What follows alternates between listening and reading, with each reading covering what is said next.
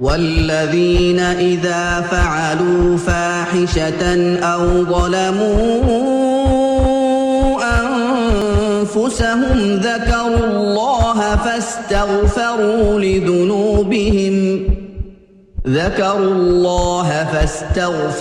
لذنوبهم ومن يغفر الذنوب. الحمد لله رب العالمين،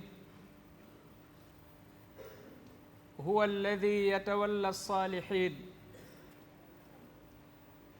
وأشهد أن لا إله إلا الله وحده لا شريك له، وأشهد أن محمدًا عبده ورسوله صلى الله عليه وعلى آله وصحبه أجمعين. أما بعد، عباد الله، أوصي نفسي وإياكم بتقوى الله تعالى في السر والعلن، فهي الزاد التي لا يفنى. وتمسكوا بتعاليم الإسلام، واعلموا أن وحدة الصف واجتماع الكلمة ونبذ الفرقة من مقاصد هذا الدين الحنيف. إن هذه أمتكم أمة واحدة وأنا ربكم فاعبدون. فالإسلام هو الذي يجمع القلوب المتنافرة ويطفئ نار الفتنة ويزيل سحناء القلوب. قال تعالى: وألف بين قلوبهم لو أنفقت ما في الأرض جميعا ما ألفت بين قلوبهم ولكن الله ألف بينهم. فالاعتصام بهذا الدين أمان من الزيغ والضلال، فاتقوا الله عباد الله، وارجعوا إلى دينكم ولا تموتن إلا وأنتم مسلمون. haray en yetti Allah subhanahu wa ta'ala ko kanko woni giɗo moƴƴuɓe ɓen. kala moƴƴuɗo o woni giɗo Allah. en torike Allah subhanahu wa ta'ala yo waɗo en moƴƴuɓe. haray en seedike wondema hay gooto handa e rewede ka hoore leydi ɗo e ka kammu fop si wona kanko Allah subhanahu wa ta'ala. mo seedike ɗum ɗon, o hoolike ɗum ɗon, o tabiti e ɗum, o daɗoya yiite. yo Allah dandu en. haray en seedike wondema nulaaɗo meɗen Muhammad sallallahu alayhi wa sallam ko jiyaɗo makko kanko Allah mo yiɗi, o waɗi mo kañum kadi nulaaɗo makko yiɗaɗo. haray yo Allah ɓeydu jam e kisiye e nulaaɗo meɗen Muhammad sallallahu alayhi wa sallam e ɓeygure maɓɓe nden fof, kañum e sahabaɓe maɓɓe ɓen fof. yo Allah waɗu en ñentinayɓe ɓeeɗo, o waɗa en naatoyoɓe aljanna wonda e nulaaɗo Muhammad sallallahu alayhi wa sallam. ɓaawo ɗum ko enen yo jiyaɓe Allah, haray mi yamiri hoore an, mi noddi on onon kadi e hulugol Allah subhanahu wa ta'ala. ɓeyden hulugol Allah subhanahu wa ta'ala, sabu ngol ɗo kulol Allah ko ngol ɗo woni njooɓa mo lannata on. hay gooto e meɗen sikkitaaki wondema ka wonɗen ɗo ko rewa feƴƴa waɗɗen ka hoore ngurdan ɗo. ko fokkituɗen to ko laakhara. o rewa feƴƴa ɗo haana bonnande en ko wonɗen yahude duumoɗen pooma. kono fii kala ɗo ko rewa feƴƴa ko ɗo on tigi kañum kadi ɗaɓɓata ko yooɓoto fii to kon. Si tawi o waɗi ko moƴƴi ɗo haray o heɓi njooɓa mo lannata. Si tawi o welsindike ɗo so yahi to o mara ton geɓal. So waɗi ɗo bone so o yahi to o yoɓatake si wona ko wanno kon o toñatake. Ko ɗum kañum kadi o hendoyto kullu nafsin bima kasabat rahina, mo kala ko tiginde golle makko ɗen. Fii no faamora mo kala ko seeke, bi ma'ana mo kala ko golle makko ɗen jonnata mo garanti to. So waɗi golle moƴƴe o heɓi ko moƴƴi ton, so waɗi kadi bonne o yoɓatake si wona ko o huwuno kon ton o toñatake. Ko ɗum kadi o hendoyto. Si tawi non woniri non haray ko wattangol yila. Wi'uɗen wata ɗo bonnu to, kono no alhaaliji ɗi woni yaarude ni, no wonɗen yiirude non hoore meɗen.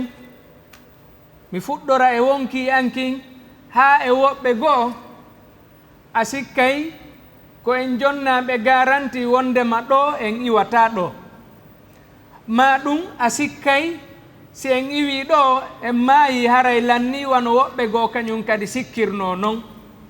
ɗulle pellet wona non.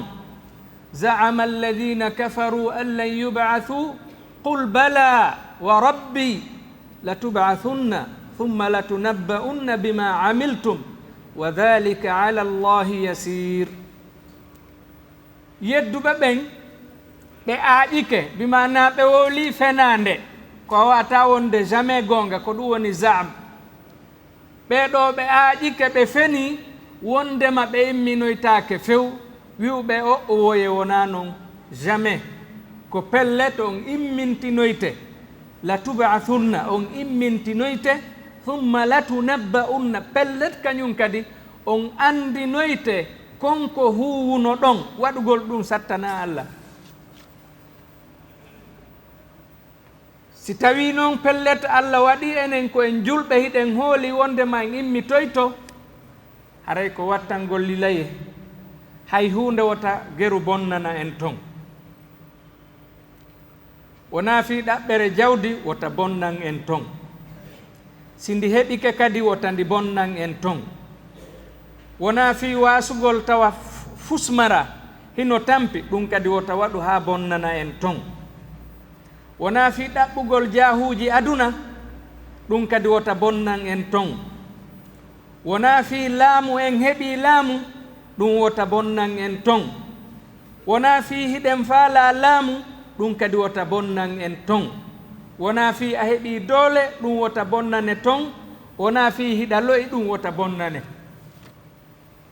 ɗum ɗo fof ko piiji aduna. koko on ɗe wolde ɗo fof ko piiji aduna. hettare ko hunde aduna lannay. tampere men ko aduna lannay. laamu ko aduna lannay. jawdi men lannay. kala ko woni ɗo lannay. to non ko piiji ɗiɗi.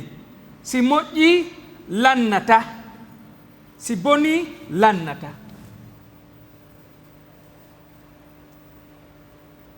ɗo haray metti fiide.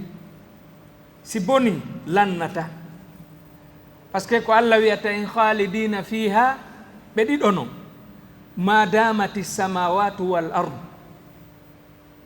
ko luttay ɓe ton o natuɗo aljanna, ko luttay ɗo ton ma damati samawatu wal ard. oɗo kañum kadi natuɗo yite, ko luttay ɗo ton ma damati samawatu wal ard. o gandi haray ɗo o wota hodu jama on. hiɗen andi yurmede Allah nden ko yajunde. woɓɓe goo no wawi wiide hi no tabiti, ko noon wonirile no tabiti.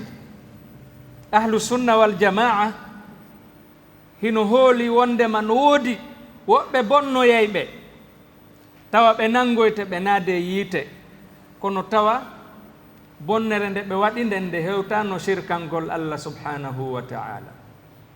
Tawa hay si ɓe naatoyi aljanna honno si ɓe naatoyi yiite ɓe luttata ɓay ko yurmede Allah.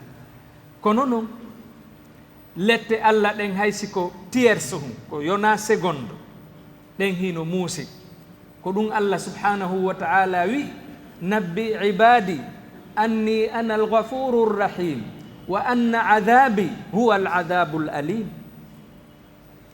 wota gooto yelo hawrugol e lette Allah ɗen hay si o daɗoyay. ɗum noon waawi dandude ɗen lette wo waɗugol ko Allah subhanahu wa ta'ala yamiri konka hawre leydi ɗo. ya ayyuha alladina amanu ttaqu llaha haqqa tuqatihi wa la tamutunna illa wa antum muslimun. ɓay aale on e honno jippike ɗum sattuno haqqa tuqatihi ɗum hino mettifi rewgo hule Allah hattirde ka hulete ɗon wota o maayu sina hara kon gonɗinɓe ɗum ɗon hino wawa ettade. kono noon haqqa tuqatihi Allah tigi wa ma qadarullaha haqqa qadrihi on tuma ɓuttinira awa fattaqullaha mastata'tum. fanni ma hiɗon wawi rente e Allah, fanni ma hiɗon wawi waɗe ko dandata on kon, par ce que on wawaɗi fof piiji ɗin fof on wawata duumade e ko welata Allah tun. kono noon si on waɗi ko welata Allah wota on duumo. walladina ida faalu fahishatan aw zalamu anfusahum dhakaru llah fastaghfaru lidunubihim wa man yaghfiru dunuba illa Allah wa lam yusirru ala ma faalu. ay ɓe duumaki e ko ɓe wonno wadde kon, ɓe waɗali bone ɓe duumi ɗon.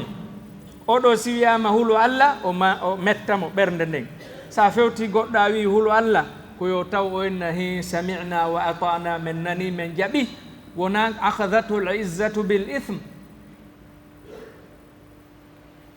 mo kala watten yila no woni warrude noon gurdam mum ɗan ñande o ñande.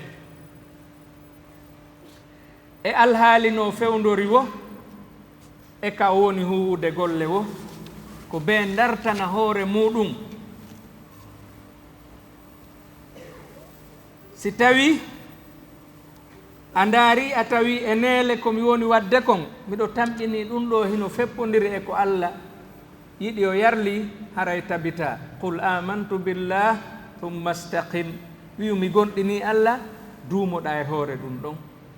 si tawi le a ndaari a tawi e neele no woodi piiji gooɗi mowoni wadde ɗiɗo ɗi haana ko piiji ɗiɗi. amma hara ko haqqe Allah on tuuba ruttoɗa e makko. amma siko haqqe jama on si tawi hiɗa wawi tottude haqqe on jonna haqqe on iwa e bone on toroɗa yaafuye yo accane. si tawi ɗum ɗo fof wawata wonde toranoɗamo Allah ko heewi. no gasa ñande dargal kon ko toraniɗoma Allah ɗon e bone ko waɗɗamo kon peesidire hara koko waɗɗa kon Allah woni mawninde e yeeso bone ko wannoɗa kon wona sabu ɗum daɗal. haray jogitoɗen kaɗo diina. haray ko kaɗo diina wawi ɓannidirde ɓerɗe woɗɗodirɗe. ɓerɗe añidirɗe ko diina l'islam on wawata ɓannidirde. si tawi ɗe ɗiɗi noon ɗe huuli Allah ɗe jogitike diina kan ngaygu iway.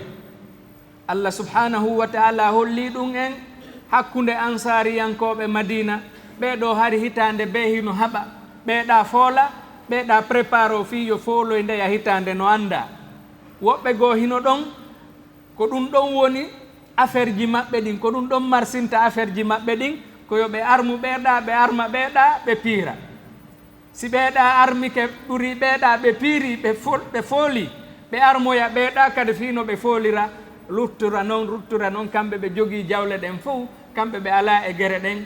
ɗum woni business maɓɓe on. ha hanno woodi ka hoore leydi ɗo ɓe tawata business maɓɓe on ko naayo ɓuttu. ko si probléme waɗi ɓe heɓano ɓe escroquira jama on, ɓe inna addu hunde kaari ma ɗum meɗen wadde ɗum ɗo fii no ɓuttira hara ko fenande. yo ɓe hulo Allah. no woodi woɓɓe goo ko si gere waɗi ma piiro waɗi ma sonko waɗi ko ɗum ɗon welata ɓe, kamɓe ko ɗon ɓe heɓata intérêt ji. mo wuuriri ni haray wuuriri e ko harmi, mo wuuri e ko harmi ko yiite o natoyta. yo Allah dandu ɗum nen. ɓeɗo ansariyankoɓe awsiyankoɓe khasrajiyankoɓe ari ɓe añidiri nulaɗo ari watti ɓe fof nene goto ha qur'ana windi ɗum tawa en janggay ɗum ɓattoren ɗum Allah subhanahu wa ta'ala ka surata ali imran wa atasimu bi hablillah no aya on wiiri noon wala tafarraqu andite tuma nde wonno ɗon añidirɓe wontuɗon yiɗidirɓe sabu yurmede Allah nden ɗum ko dina l'islam on e nulaɗo Muhammad sallllahu alayhi wa sallam ko janniɓe kon ɓe jokki e sunna laawol nulaɗo ngol ko ɗum woni ɗum. Awa kala si tawi leydi ɓuttay yimɓe ɓe ittay konnagu ka ɓerɗe maɓɓe ko be diina kan holle hino mari doole, kono si diina l'islam jalkitama waɗoɓe diina l'islam ko wi kon ma e yoga ko wi hay si ɓe waɗali fof ɓay hay goto tappata ɓernde mum wondema kanko o timmini ko l'islam o wi kon fof kala wiwɗo ɗum haray ko hena gonga o wowli. Himo wawi wiwde noon enele miɗo etade miɗo tori Allah yo yafanan ŋappuru ko miɗum manni kon. Si tawi noon wakkiliɗo waɗugol ko diina l'islam wi on ɗon jalkitama yo andu haray ɗum ɗon wona kanko jalkita an waɗɗo ɗum ma saliɗo waɗugol ɗum ko Allah wonɗa déclarande guere ɗum ko wattangol lila on tigi jogitoto diina kan. Si ɗum ɗo wiyama ko l'islam wi waɗuɗa o a waɗa o kono tertoɗa ɗon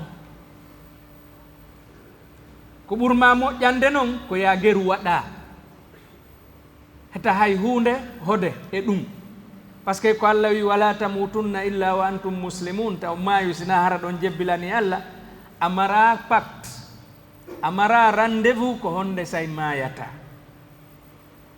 Hiɗa wawi noon nawnude taƴoɗa a wurata hande kadi kono ko honde say o dattuɗo o ɗuma o wawi wiyede mo sifa ɗe ɗo nawnaje nangi lewru tun haray o mayi ma lebbi ɗiɗi ma hitande kono hay ɗum no foosa. Goɗɗo no wiye ɗo o diagnostike ne o mayay woni o ronka mayde few goɗɗo go wiye hino selli o ronka mayde hano o maya ɗon heewi wonɓe ƴawɓe khutba maayi ɗon heewi wonɓe janngude qur'ana hino julnude maayi ɗon heewi wonɓe jooɗiɓe ka oto mum hino doginde maayi ɗon heewi ɓe tawɗen ka biro mum hino maayi ɗon. wala tamutunna illa wa antum muslimun kono ɗum nde no hewte wota tawdey a jebbilanaki Allah a jaɓanako a maccukun Allah ko Allah woni lanɗo ma on ko kanko andi fiima bete mayida e on ɗon annuye moƴƴo hay sa timminali no gasa sa jaɓani ɗum ɗon Allah a qirritike Allah subhanahu wa ta'ala ɗum ɗon bete wurmende makko nden no wawma hen heɗo jogade honno hewtude ɓay hinde yaaji. Kono noon an sa wi a jaɓata diina kan a gollirtaka a jalkitayka haajuma ala e makka heɗa nodditade e makka ɗum kadi harayna goɗɗo bonnuɗa ko hoorema ko ɗum ko be jogitoɗen kaɗo diina ko kaɗo woni ɓuttumen on aduna wo lahara wo. Si an tigi wakkilike jogitike kaɗo diina hara o heeɓi garanti o oñatako so woliri ka o gongi so golli o hawri e ko Allah faala o majjata kañum kadi tanke himo jogii ɗo haray wakkilo ɗen wota hay hunde itto en e ɗum ɗo sattere gurdan e wi'ino nane koko iwata wota hay hunde hodu neɗɗo on e rewgol Allah o tabita e hoore ɗum ɗon ha o ƴettite ɗon.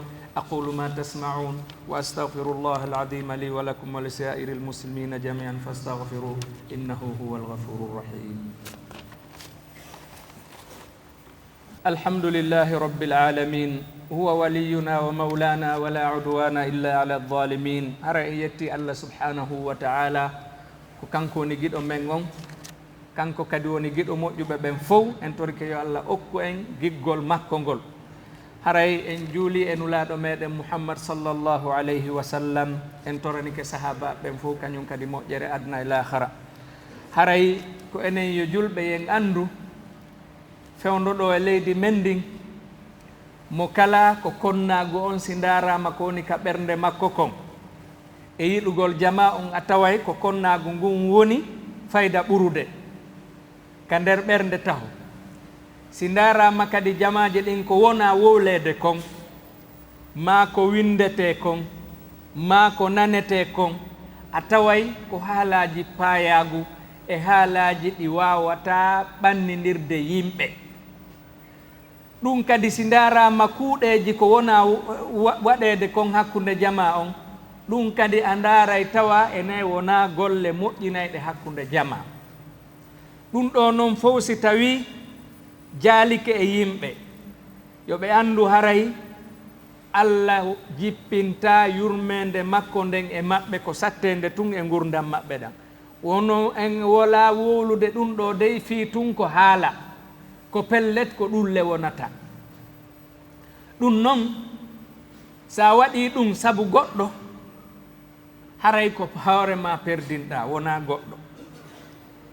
on andi wiyete mo kala yo wa'u no wa'i. an a wi ko a julɗo yiɗuɗo nulaɗo jokkayɗo dina l'islam fi goɗɗo jolkaali dina l'islam kan ɗum wota lorre. ya ayyuha alladina amanu alaykum anfusakum la yadurrukum man dalla ida htadaytum. jogite hoore mum lorrata on majjuɗo majjere makko nden, kono noon onon son feewi. mana onon son feewi oɗa ko woni wadde bone kon, ko woni wadde majjere kon, ko woni wadde ko haana kon, ɗum lorrata on.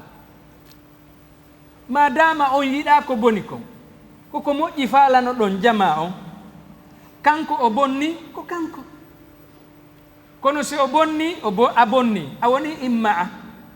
min komi jeyaɗo e yimɓe ɓen, in ahsana nnasu ahsantu wa in asa'u asa'tu la. si yimɓe ɓe moƴƴini ɓe waɗi ko moƴƴi, min kadi mi waɗi ko moƴƴi. si tawi ɓe bonni, min kadi mi bonni la. wona noon julɗo on wonirta. julɗo on o wonay julɗo toujours. kayiya ɗen wo hande ko wonɗen sakito kon ko bone. ɗum ko wattango lila. iɗon andi hiɗa wola ɗo konngol no nulaɗo Muhammad sallallahu alaihi wasallam makiri noon, hara la yalqa laha balan. o wola konngol ngol o tawata o considéra, sabu ngol ɗon konngol naadoyamo e nder yiite ko yarete duuɓi 90 ittude o liɓa dow ha o hewtoya ka ndanka ko duuɓi 90 o hewtali ndanka mum.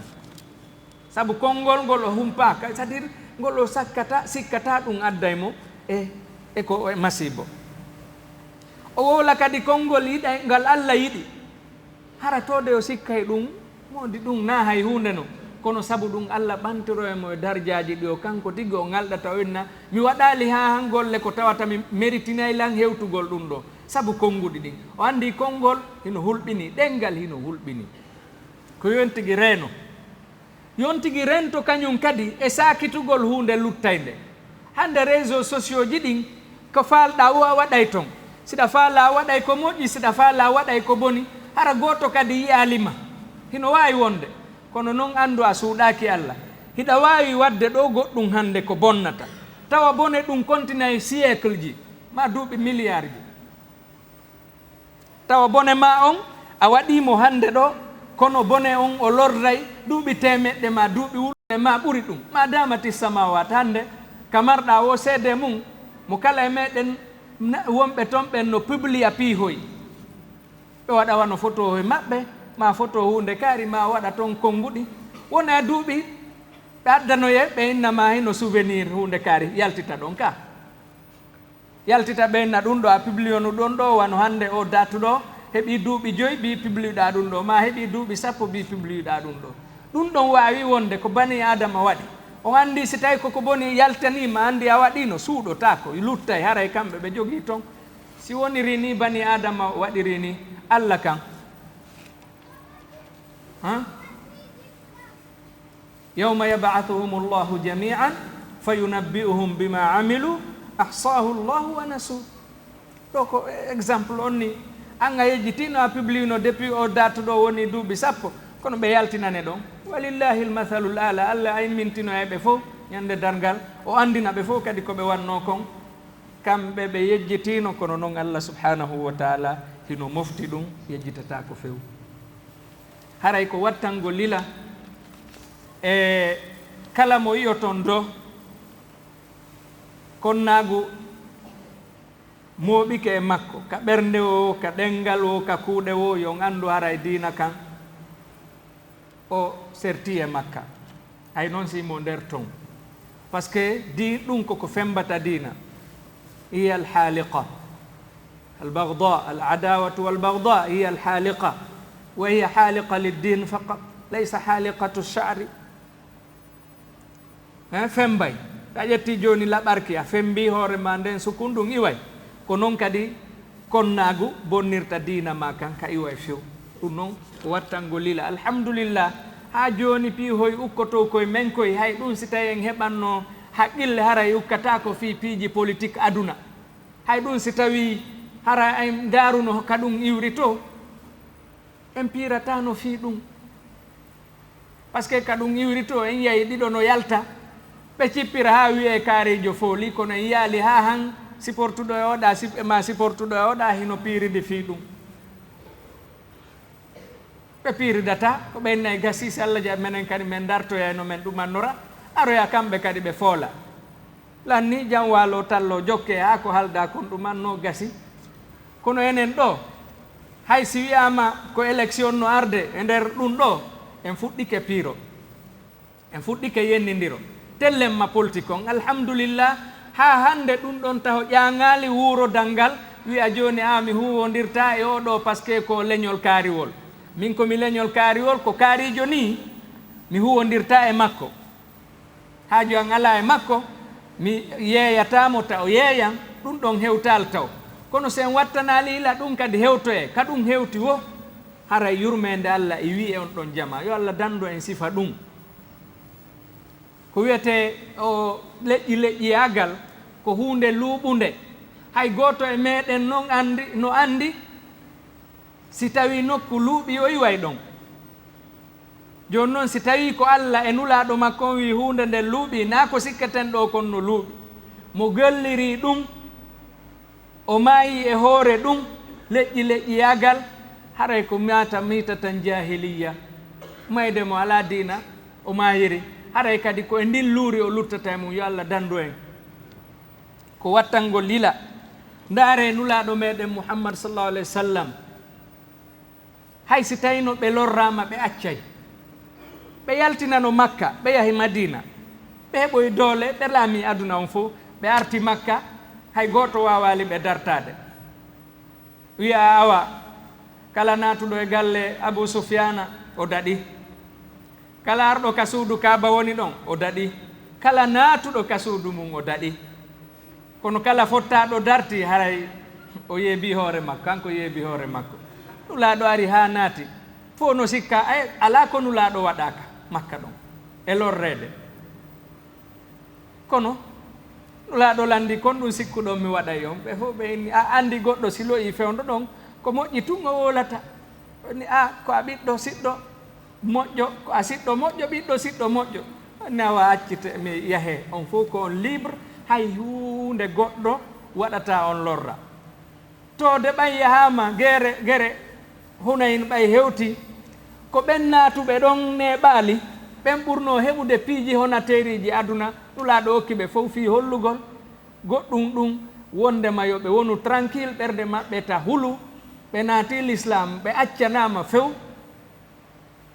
ɓe okkorte kala tade hiɓe wawa ɓurnede e ɓurɓe neɓude ton ɗe nafere fi ɓe waɗe lorra on andi ɗum ɗo fof kaka l'islam heɓoto ado ɗum suratu Yusuf ɗen andi qissa on ka o fuɗɗi ha ka o haaɗi hino jokkodir hay hunde taƴa nder ton ko ɗum mono faala andude fi gurdan aduna ɗan ko honno yarata piiji ɗin fof ko honno goɗɗo mum ñorta ko honno hawrodirta e sattedeji kono o feƴƴaɗi yo janngu suratu Yusuf alayhi salam o tasko hara ko jande taskanande kono ɓay yahi ha musidɓe makko ɓen faalama mo warde ma yahi hay ko yimo ɓe ari ɓe waɗi ko ɓe waɗi fof ɓe wondi kanko wonoyi laamu ɓe ari ɓe tawimo o andinali ɓe yahi ha tigi tigi hewti ko faalaɓe andinde ɗon ɓay ɓe andi ko honɗum toujours lowɗo on ko honɗum o innata ko inni istahfir lana dunubana inna kunna khati'in accam men nene goto amen on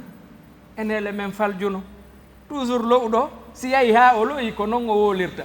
An noon tappoda marɗo doole on kon ɗum watta on tuma so tawi ko annduɗo hoore ma andi Allah subhanahu wa taala la tathriba aleykumul yawm felore ala on hay o felata Allah yo accan on wa huwa arhamur rahimin mi accani on felo min mi felata on tode no wodi woɓɓe go hay so ɓe watta ɗum ɓe tappay ɗo a sikkuno aduna on ɗumanta ko koni ɗum fof fasfahi safhal jamil sa accay accu e jang goɗɗo si waɗima tawi hiiɗa wawi ɗumannade o yahi ha kadi o tawi yo rutto ina yawi ha sinano ni nun en huwodirayno lala fasfahi safhal jamil accanamo few wawa sino ta terto ɗum en accino ɗum ka Allah subhanahu wa taala yo Allah yafanoma to de ɓurɓe moƴƴurɓe ɓen ko tortoɓe Allah kala bonnuɗolan wota nangirmo saabu ko bonninmi kon ko ɓen heɓoyta dardiaji hay si ɓe golla golle moƴƴe tiɗuɗe ha ko ɗuuɗi ha ɓen accanay ɓe yimɓe ɓen hara tode ɓe anda Allah kala bonnuɗo e am mi torike ma Allah no duranta noon hoore makko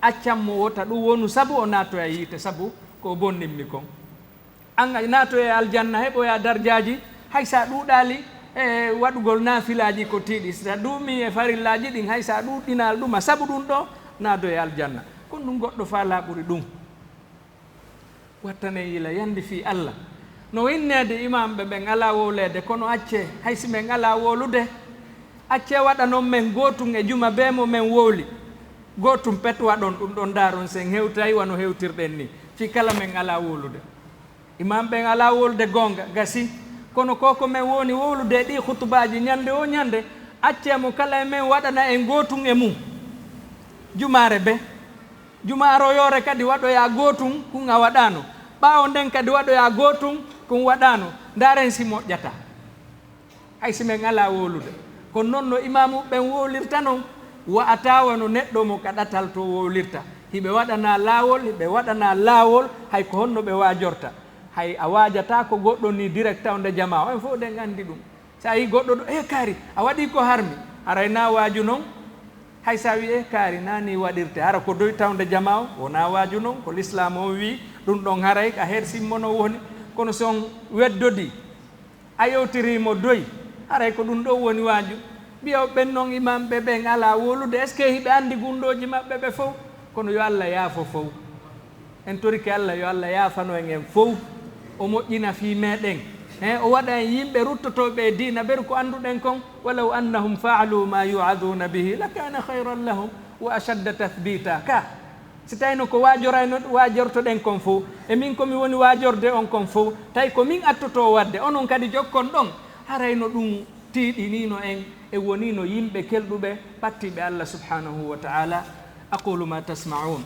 واستغفر الله العظيم لي ولكم ولسائر المسلمين جميعا فاستغفروه انه هو الغفور الرحيم ربنا آتنا في الدنيا حسنه وفي الآخرة حسنه وقنا عذاب النار ربنا لا تزغ قلوبنا بعد إذ هديتنا وهب لنا من لدنك رحمة إنك أنت الوهاب لا إله إلا أنت سبحانك إنا كنا من الظالمين اللهم اجعل بلدتنا هذه بلدة آمنة مطمئنة وسائر بلاد المسلمين اللهم لا تأخذنا بما فعل السفهاء منا إن هي إلا فتنتك تضل بها من تشاء وتهدي من تشاء أنت ولينا فاغفر لنا وارحمنا وأنت خير الغافرين لا إله إلا أنت سبحانك إنا كنا من الظالمين ربنا آتنا في الدنيا حسنة وفي الآخرة حسنة وقنا عذاب النار سبحان ربك رب العزة عما يصفون وسلام على المرسلين والحمد لله رب العالمين وأقم الصلاة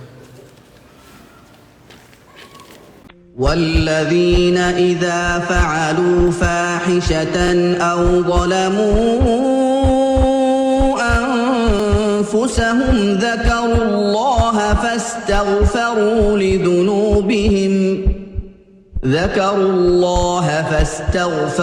لذنوبهم ومن يغفر الذنوب